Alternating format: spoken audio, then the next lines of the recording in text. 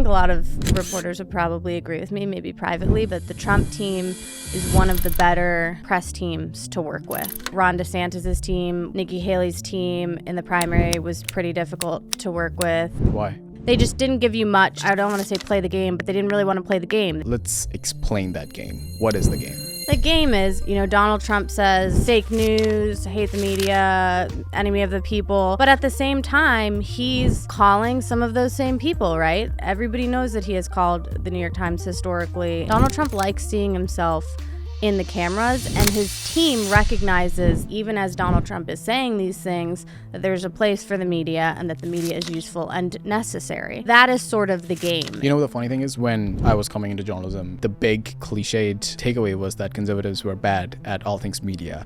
Isn't it kind of ironic that today, like, all the takeaways is that how the right gained the internet and the podcast world? Yeah, it's sort of flipped. You basically did all things Trump campaign leading up to, well, him winning the re-election. I really want to focus more on what you learned while being on the ground, because there are a lot of people who opine on Trump and politics without ever being on the ground covering the campaign. What was this doesn't need to be like an exact pinpoint time in the calendar, but like, when did you realize that he might pull this through? It's a good question. After that debate with Joe Biden, I thought if Joe Biden stayed in the race, it was a done deal, and that was the obvious one. But really, I thought he had a solid chance, even when Kamala Harris got into the race and everybody started freaking out because her numbers started rising, and he had a few instances where he did something dumb or something bad happened. Even then, I thought, you look at the last two elections, even the one where he lost, and the polls have always been wrong for him. And so I sort of anticipated that they were still going to be wrong, maybe by a smaller margin. But, and I think I got that sense from talking to Trump's team, even in the moments when Trump himself was sort of freaking out, when Kamala Harris started gaining ground and surpassed him a little bit in the polls. His team was much calmer. Yeah. While acknowledging that they thought it would be close, they were pretty confident for months and months that they were going to pull off a win. What's it like, as someone who's behind the scenes? There's a lot of curiosity regarding what's the relationship of the Trump's team with press, because if you read the headlines, the bigger takeaway is that Trump is pretty adversarial to all things talking to media. In my opinion, that's true to some extent, and it was true during Trump circa 2016.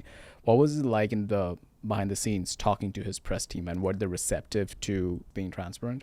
It's funny, I think a lot of reporters would probably agree with me, maybe privately, but I found, and I still find, that the Trump team is one of the better press teams to work with.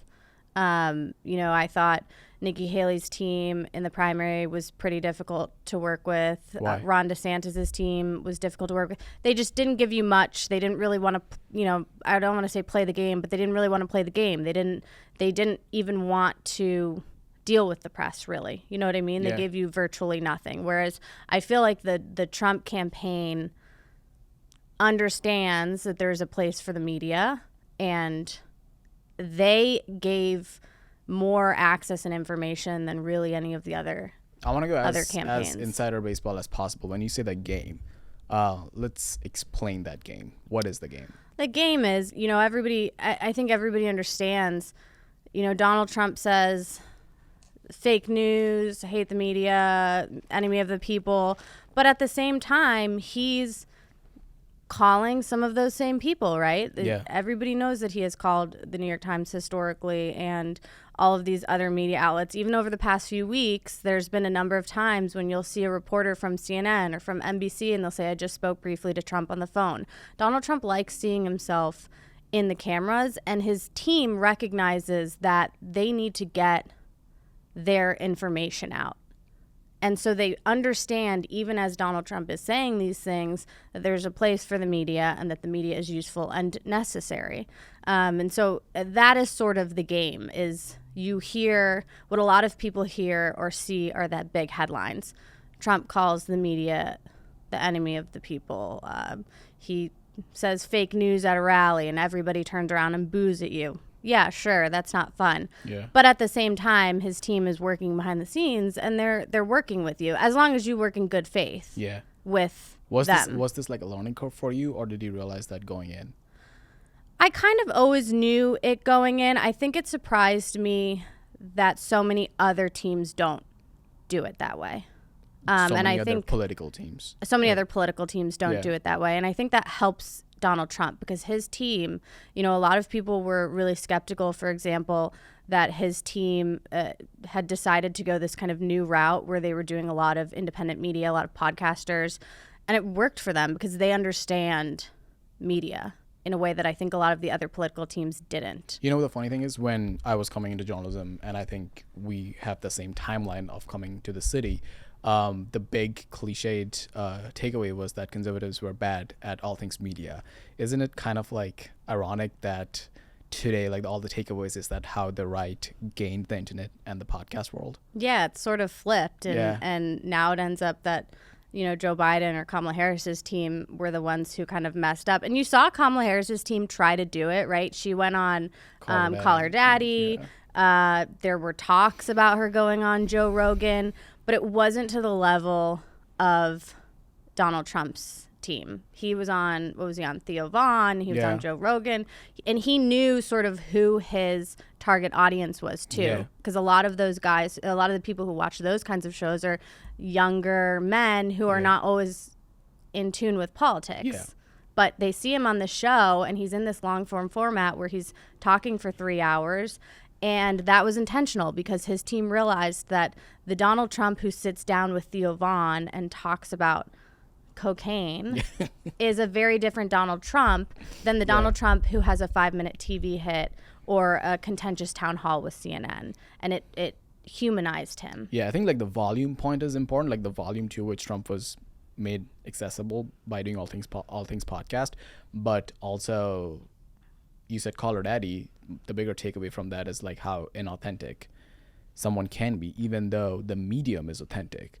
I think like the wrong takeaway for a lot of people in political media and journalists to some extent is that, oh, what is podcast is just basically what we watch on TV, but in your phone, on YouTube. Yeah. It's not just like the change in medium, it's the format, it's how you talk. It's very different. People want authenticity. They want to see what you're doing in your everyday life. They want to feel like they can relate to you. They want to feel like they could go have a beer with you. And I Yeah. think that was the other problem with Kamala Harris was even when she was on those kinds of shows that are designed to bring out the authenticity, Yeah. she struggled with She it. struggled, Whereas yeah. Donald Trump is actually, I think people forget, he can be very charismatic. Yeah. And that's where he is his best. Yeah. So it was sort of, I think it almost hurt her. It didn't, I don't think it helped her in the way it helped Donald Trump. Do you think she's like an inauthentic candidate, or is just like so hard to shed off like all the political PR training? I think it's hard to shed the political PR training, and I also think she already ran for president, and so Yeah. you have to remember last time around she did some things where she felt like she said something genuine or off the cuff, and it ended up being really bad for her, and so Yeah. she sort of tried to start, I think, nitpicking and controlling everything, as did her team. Yeah. And that's great to some extent, but it backfires too. You saw that with Ron DeSantis. His team for a long time was very media averse and they tried to control every little thing. And then he dropped out of the race. And I remember like a day or two after he dropped out of the race, he posted a video Yeah. on X where he was like talking with his kid. And everybody in the replies was like, why didn't you do this Yeah. while you were running for president? This is so authentic. Yeah. Like, we love it. Yeah. And so I think that's also changed because media has changed. I think 20 years ago, it was less important. Voters didn't care or recognize that as much. But now voters, all they're watching are authentic people, authentic podcasters. And so that's what they want to see. We've came into the media space while this shift was happening. This year was like last year was termed podcast selection. What do you think is the right takeaway for politicians? The wrong takeaway is obviously what we talked about, is it's not just about the medium, it's about like who you are and how you handle yourself. What do you think are the right lessons to learn from this? I mean, If you're working for like a campaign, let's say. I think the right lesson to learn is the media is changing and it is not your old, you have to go on CNN, MSNBC, Fox News. You have to do all of these town halls and contentious interviews.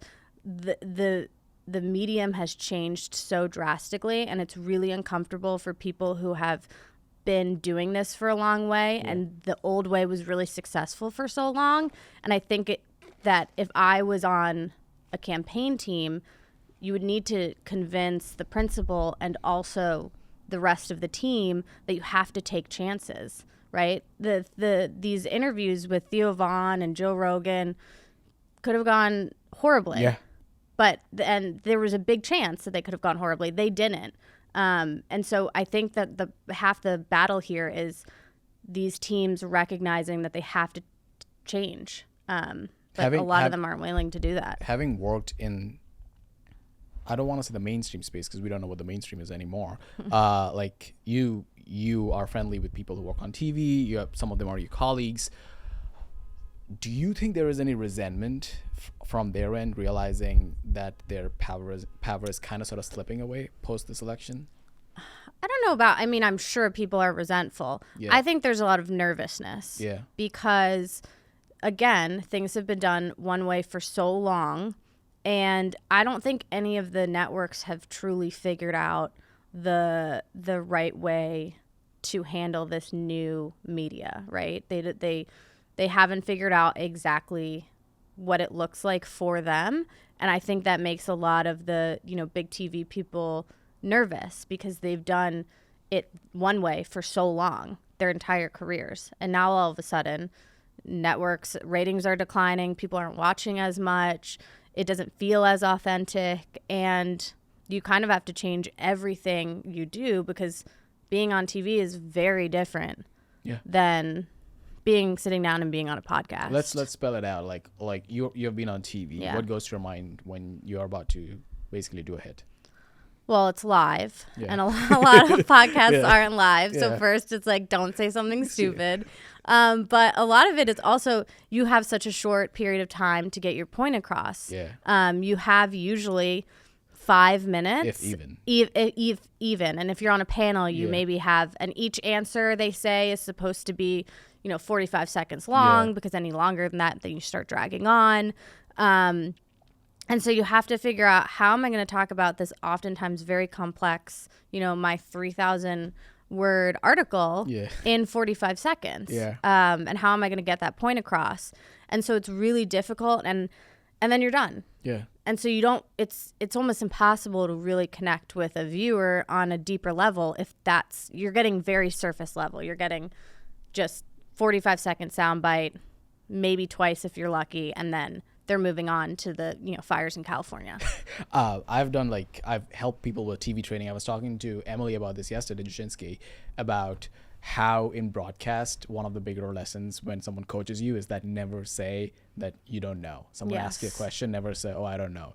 Actually, in podcasts, if someone asks you that you don't know, it's actually smarter to say that you don't know. You're allowed to say, I don't know. I can't even tell you how many times I've been on TV and I'm like, Sometimes they'll ask me questions you literally can't answer, like, what do you think is going to happen? And sometimes I want to say, well, if I knew it was going to happen, I'd go buy a lottery ticket. Like, I don't know. But you can't say I don't know. Yeah. So you have to Producers hate that, yeah. Yeah. You have to find a way to answer the question without actually answering the question. So that's the other thing. And it also, again, makes it feel a little bit more inauthentic. And I think there's still a place for cable TV. And what they do is hard. I've learned that the more I do it, it's just really different. I think, I want to get back to the campaign. I think the biggest use case for TV today is when something big happens, right? When something like October 7th is happening, knock on wood, 9/11 is happening. I'm not watching Theo Vaughn. Yeah. I'm turning the TV on to see what the fuck is going on. And you're probably turning on CNN because they're even, to this day, CNN does its absolute best work when there's breaking news. Yep. Yeah. So there's a place for these networks. But the question is, when there's not massive breaking news, how do these networks fill air, and how do they adapt? Like, what is that going to look like in 5 years? Are we still going to have these anchors sitting behind a desk with their sort of anchor voice because you have to get taught how to speak on TV, doing these short sort of summaries of the news every hour for 24 hours. This is probably too media insider baseball, but I think, which show would do really well if it was not on TV but online? Morning Joe.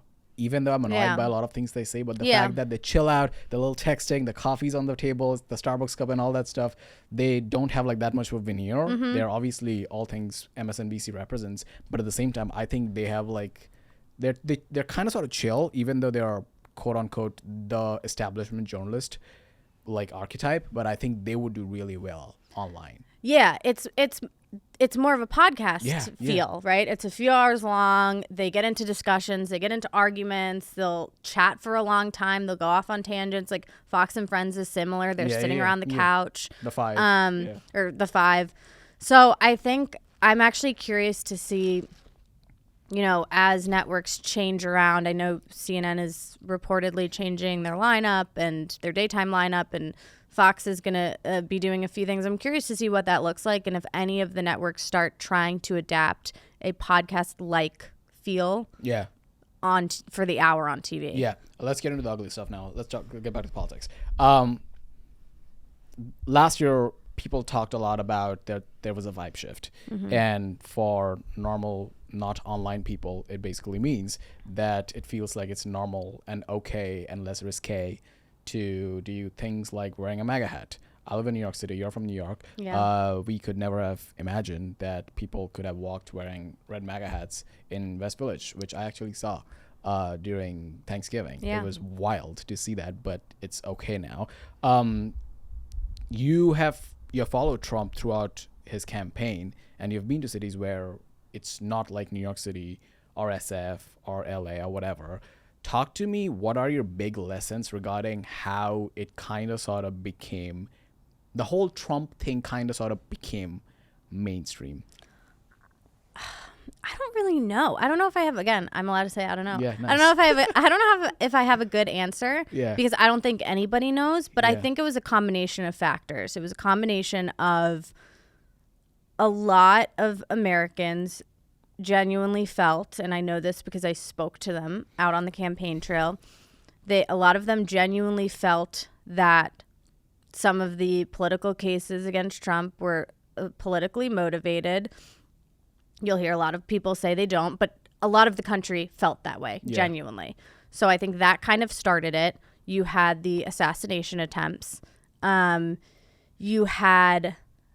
then you had this sort of shift where, as soon as Trump won, all these people who you never in a million years would imagine would be going and talking to Trump, Mark Zuckerberg, Elon Musk, all of these people were banding around him. So all of these really big names, particularly in tech, started sort of coming over to that side, or at least being willing to have open conversations with him. And I think all of that, plus just the tiredness of cancel culture, of the economy over the last 4 years, I think people just were tired. Yeah. They were tired of it. They saw all of these things happening. They saw that it was kind of more acceptable. You saw some of these big names coming out and going and meeting with Trump. I think all those factors, but primarily just the exhaustion of how people felt. They just didn't care anymore. I think that exhaustion point is really important, but I think something which I witnessed myself in New York, I work with a lot of people who work in tech, media, all this stuff. And for a lot of those people, it was never cool to go anywhere near Trump or relate to all things MAGA.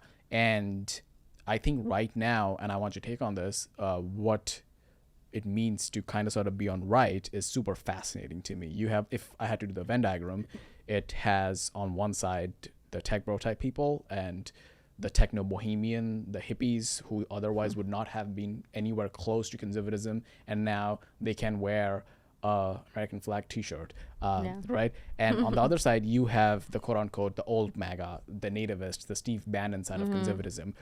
The only overlap they have, in my opinion, is being anti-woke, being free speech, and just saying fuck the left. Is that a happy marriage, or does one side win over another? I think we're going to see, because all of those people are in Donald Trump's administration. And I think that's going to be one of the most interesting things to see over the next 4 years is because I think whatever happens with Donald Trump's administration is going to be a mirror image of what happens with those groups outside of the White House. Yeah. Do they get along? Because at their core, they have very different beliefs on abortion, on all these things that are really important.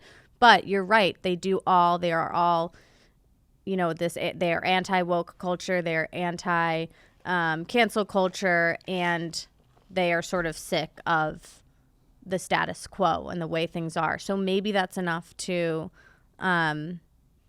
keep everybody happy, but maybe in a few months or a few years we see one of those factions sort of win out, and then the other faction is booted from Trump's orbit. But he's really done something that I think we haven't seen before. So again, we can't really predict it, which is he's brought in this really unusual coalition of sort of ragtag folks who didn't have a home anymore. I know you're comfortable talking about politics and not about yourself, so I'm going to go back to you. Great. I know you're from Iowa. You play tennis. I'm from New York. Oh, okay. I went to school in Iowa. Okay, cool.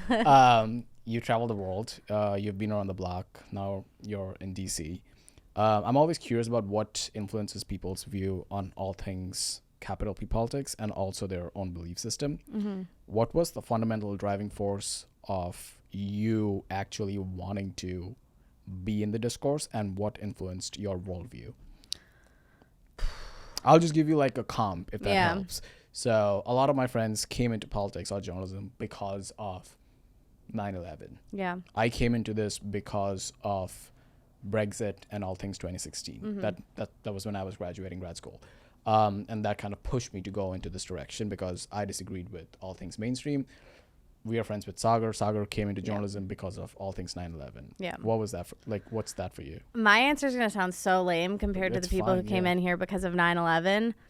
I studied journalism. I retired from tennis in 2019. Yeah. And I needed a job. That's awesome. I'm not lying. And I remember when I first got my job at the Daily Caller, my aunt, who is very political, looked at me and she said, "Are you sure you're going to talk about politics?" Okay. So you're going to write about politics? So I'll figure it out. But I actually think that's helped me. I would argue that for straight news journalists, which I feel like I am in that group of people, that perhaps dwindling group of people who really are straight news journalists and not commentators. For straight news journalists, I would argue that it is not necessarily a bad thing if you didn't grow up political or didn't grow up, with a family or having extremely strong political beliefs, because you come into it with a much more open mind and you're willing and able to see both sides without your own bias. Yeah. So, I needed a job. That's a good answer. We all needed a job. Didn't pay the best at first. Let's unromanticize journalism. I mean, now you are the shiny White House reporter of Semafor, but let's talk about how little journalism pays. Journalism does not, it does not pay well unless you are, like an anchor. And even that is changing because the media landscape is changing. But it is not something where you go into it expecting to make millions of dollars and live a cushy lifestyle. That is the exception. Not the norm. Let's talk about that. Let's talk about the motivation of a lot of people in the city. Because in my experience, people who move into DC or cover journalism for a living, cover politics for a living, do so because they're like super rah-rah about one cause or another. They're really for Team Red or Team Blue. I'm neither. As you said, that you did not grow up as either. So a lot of these people come into the city because they want to push their cause forward. So either they go into nonprofit or they go into journalism. The question from this is basically, if your kid comes to you and asks you that, hey, I want to go to journalism, what's your advice?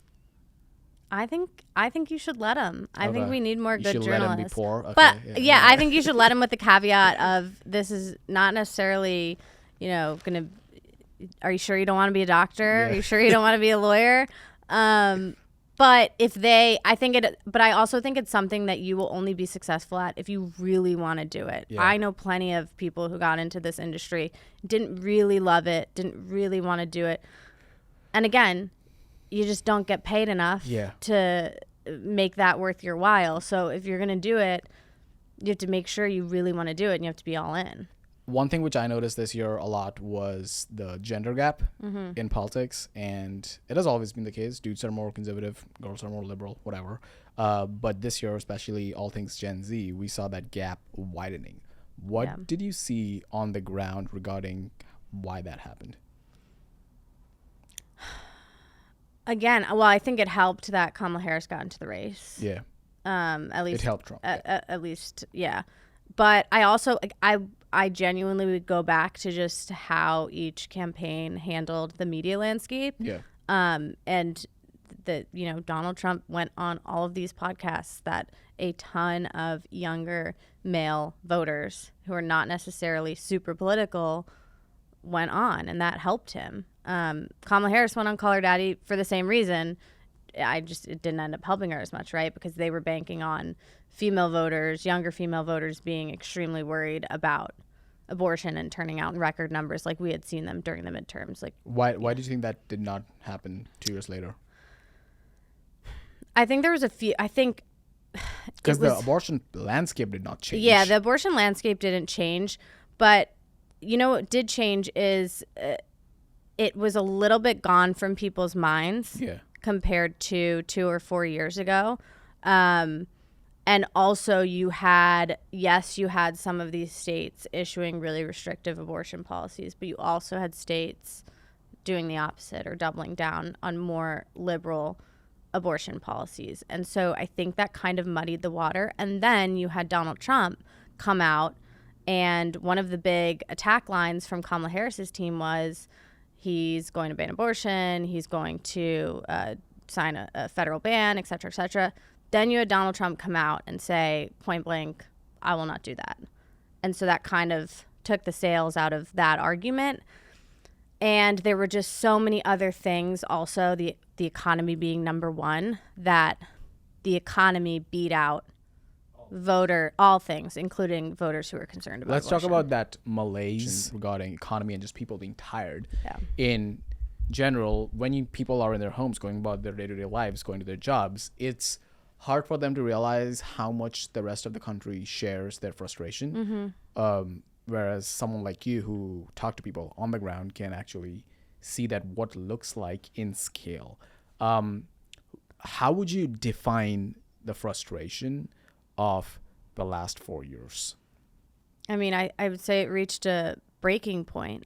And I think that one of the things that we at Semafor did pretty well, that not all the outlets did very well, was identify that the majority of voters in the country don't care that much about January 6th anymore. Yes, it was a horrible day. There was a riot. Shouldn't have happened. But my family, who lives in Chicago, is not, or Peoria, they're not focused on January 6th 4 years later. They're focused on, okay, 4 years ago, eggs were X amount of dollars, and now they're triple the amount.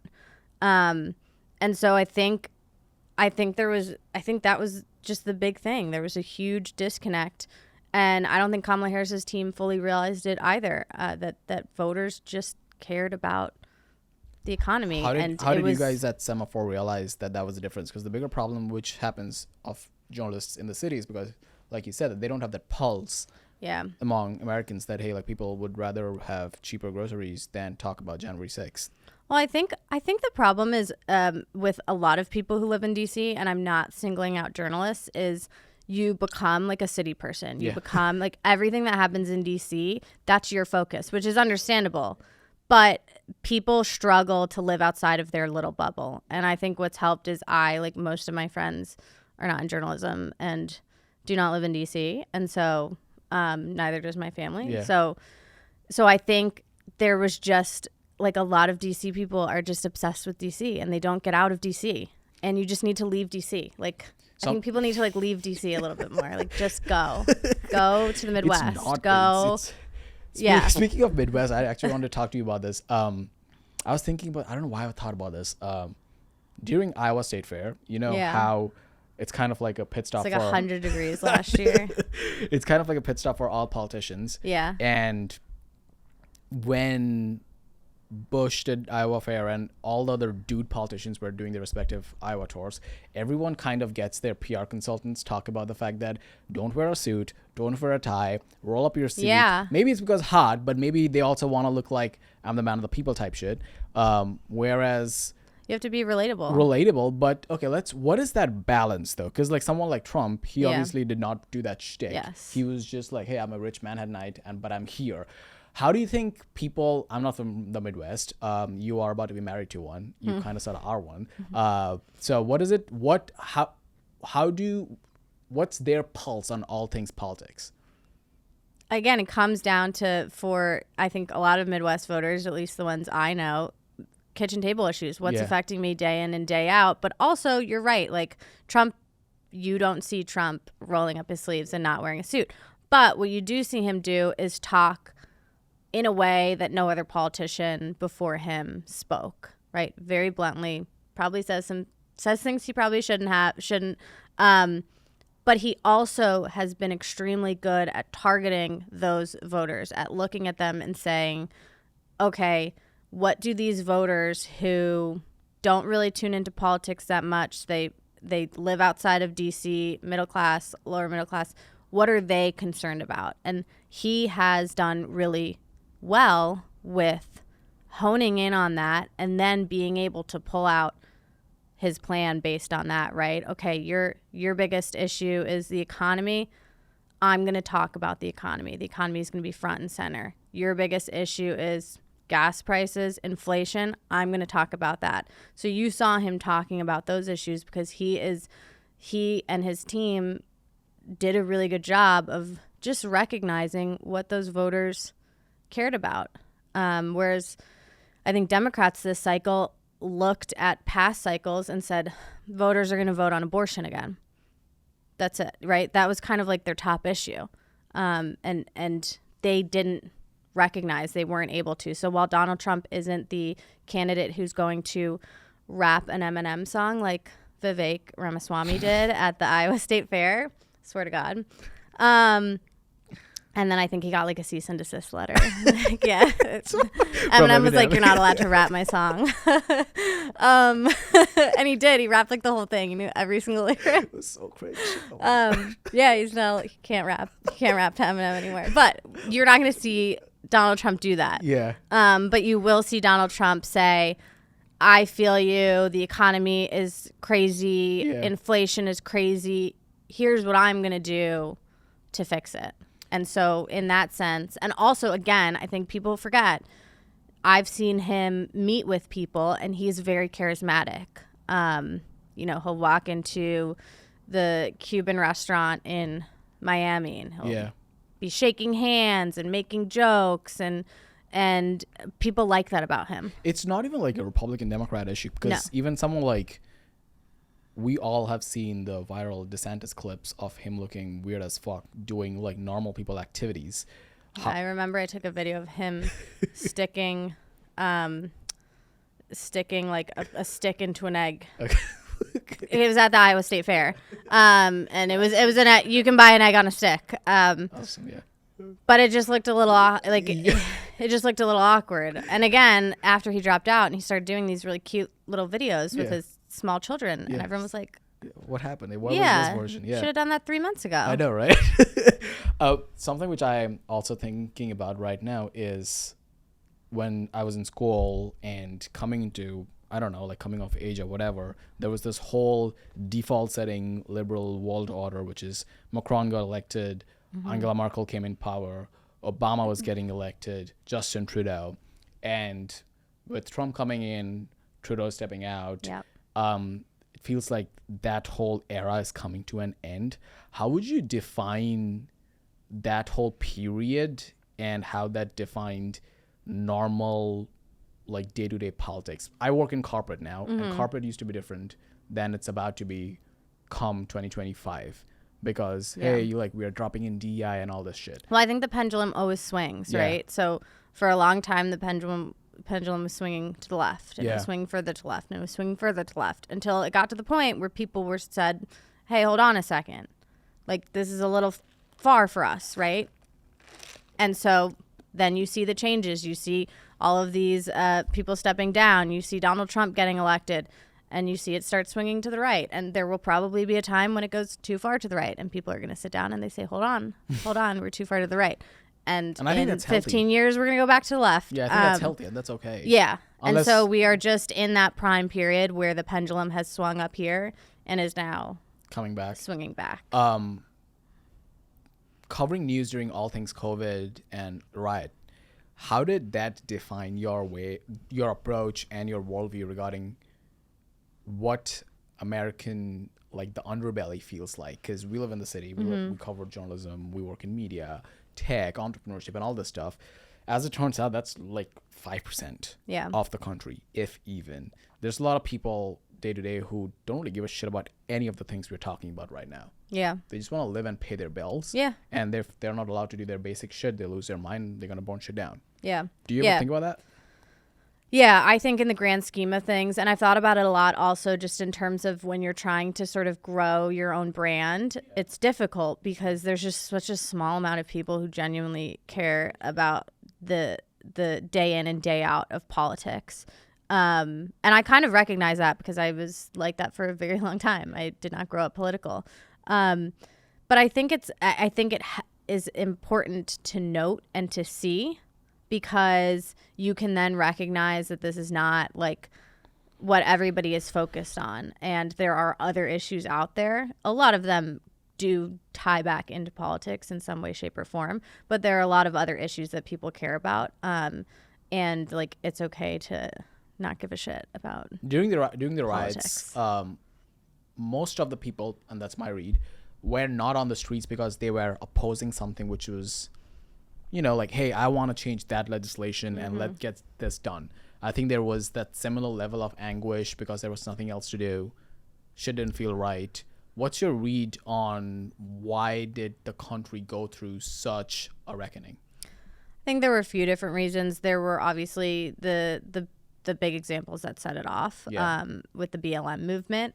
And there were definitely a lot of people protesting because they felt there was an injustice that needed to be fixed. And then you had sort of the people who were rioting as a result of that. And that felt kind of beyond that, just that sort of protest situation.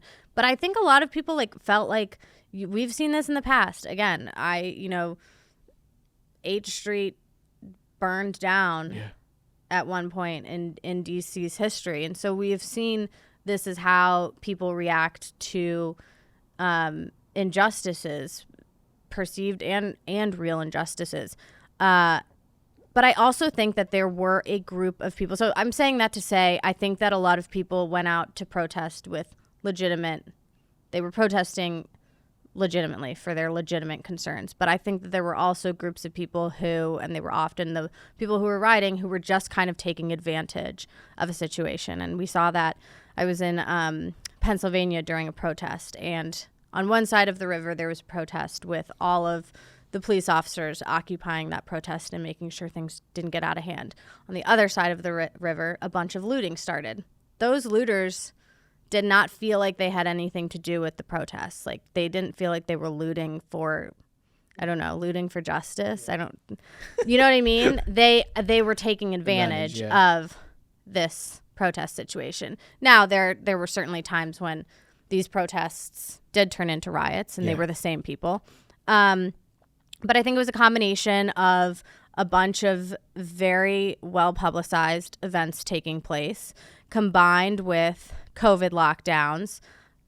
There just sort of became a sense of unrest, uneasiness, lawlessness, combined with these situations, and it created the perfect storm. Today, what do you think that fraction of people think about liberalism in general? Because I think it's really hard. We talked about what it means to we talked about how you have to define being a Republican going in, which is complicated. We have the MAGA faction and we have the tech bro faction.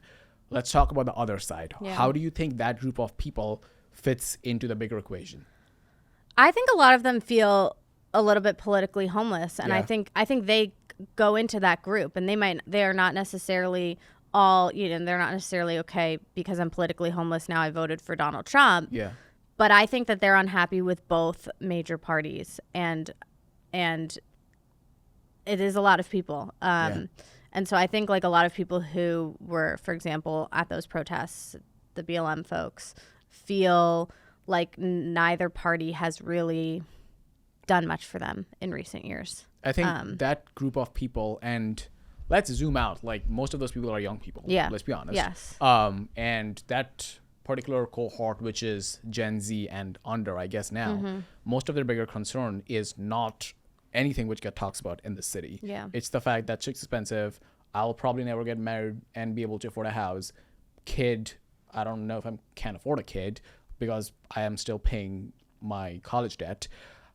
Why is it so fundamentally, it feels like impossible for either parties to address it in a tangible way, and people feel like, oh, I had this problem and now that got solved because of this legislative change. Yeah.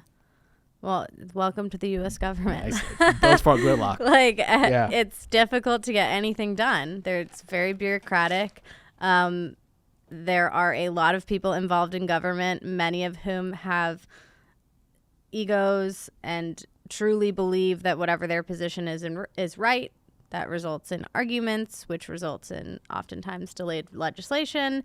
I think it's the U.S. bureaucracy. Would you say like the most defining moment of your career was when you proactively asked your boss to go out there and cover the riots? And was told no originally. Yeah. What was that like? Walk me through that time. I asked, there was a protest in Washington, D.C., and I asked my boss at the time if I could go cover it, and he said no because I was a woman. And I said, that sounds sexist, which was apparently not a word you're allowed to toss around, because immediately the response I got was, we're not sexist. We hire a bunch of women. And I said, I'm not calling you sexist.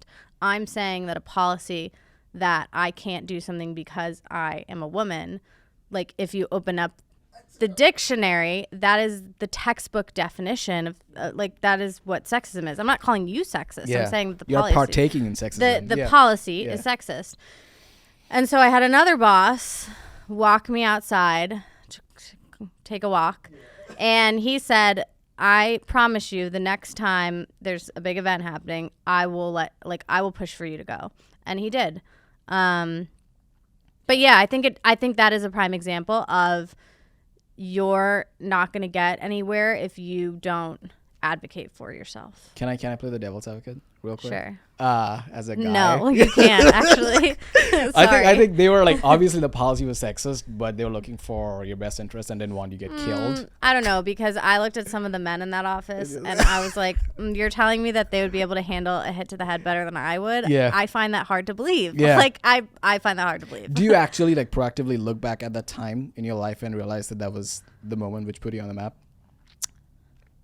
I mean, I don't. Okay. No, I don't think about it a lot. Nice, because you shouldn't. I just feel like it was a job that I did for a little bit, and then I did something different. I don't know. I really I rarely think about it. Genuinely, I don't know. It was just one aspect of my career. Okay, and now you're on to better things. And now I'm on to different things. Okay, cool. Yeah.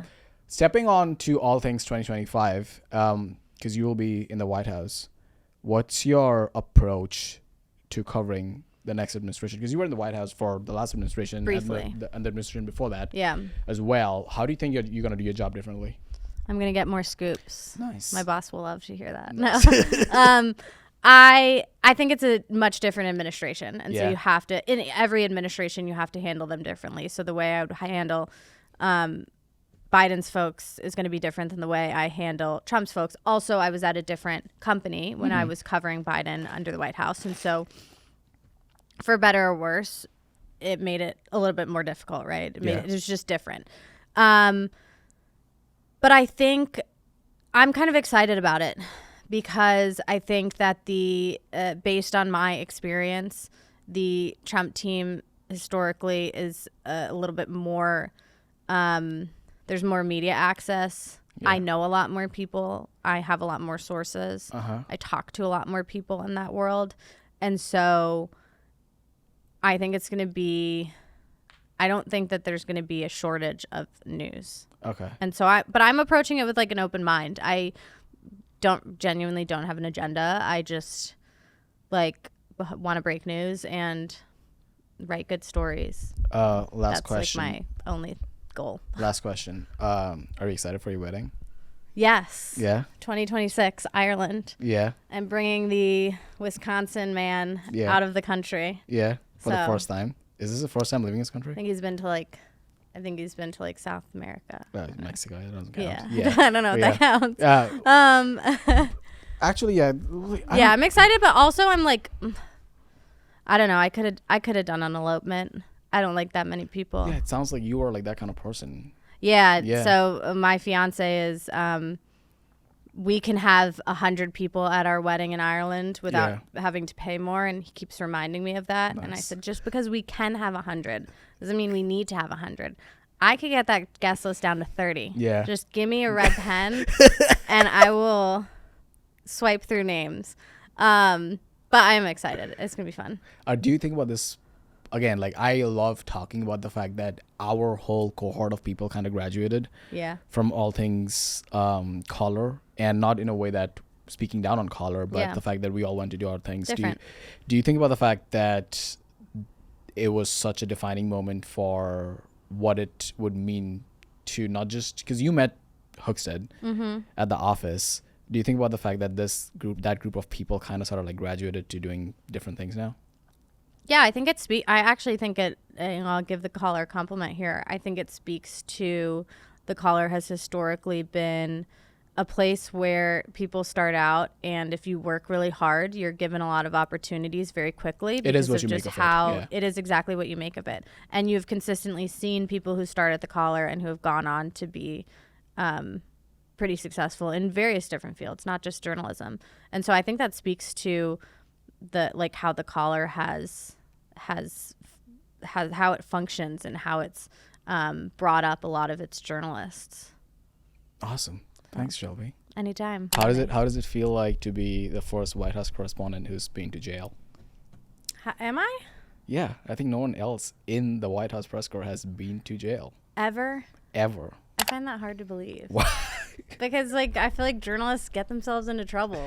That's the point. Not a lot of journalists do. Yeah. Not related to their job, but just like, I don't know. Do you think DUI, nobody? Do you think a lot of people in the press corps know your lore and that you were in jail for almost 8 hours? No, 17. 17. That's a lot of hours. Never forget. Do you wanna tell me about it again? Sure. Yeah. Sure. I was arrested in Louisville. I think it was 2021. Yeah. It was a while ago. And they basically did something where all the police officers came from all four sides and then arrested everyone. There were 150 people arrested, and it was because a protest had turned into a riot. And they took me to jail. They confirmed that they knew we were press and basically said, we don't care, too bad. And I was put into a cell, a holding cell, because there were so many people arrested, with 17 other girls. And I made friends. In the jail? Yeah. Rock I still on. have some of their phone numbers after I got out. It's their name from jail. Yeah. So I can remember. But yeah, we were given this sort of smushed up sandwich. That was our food. Nice. It was gross. One of the sandwiches fell into the toilet. Okay. And stayed there. Yeah, 5-second rule? No? Okay. It was not a great experience. And some of the girls there were kind of like me. Obviously, I had been reporting on it, but some of them were like me and just sort of seemed to be at the protest and got caught up in it. But then there was a girl next to me who said, I stole a police officer's baton, and can I curse? Of course. And I beat the shit out of him. Nice. and like broke his arm. And I remember thinking, like, we're not. Yeah. I'm sure she's a fine person. Like, Yeah. we're not the same. Yeah. I like am not supposed to be Just because here. you're behind the bars together doesn't mean the same people. Yeah. Okay. So there were definitely people who did deserve to be there, but yeah, I stayed for 17 hours, and one by one, they would come in and they'd call somebody's name, and that meant you could go and you could get released. And I was one of the last people to be released. And to give context, you went to jail during all things BLM riots. yes. Flash forward to today, you're about to be the upcoming White House correspondent for one of the bigger news companies in Washington, D.C. Yeah. Do you think about that cut transition of you being the hands dirty riot coverage gal to the capital J journalist you are now? Yeah, especially because every time I go into my closet, I open up my closet and I have like my bulletproof vest and my gas mask sitting there collecting dust. Yeah. But yeah, it's definitely different. Yeah. You know, it's definitely safer, a little bit, not less fun, but different kind of fun. Yeah. You know, you're not getting shot at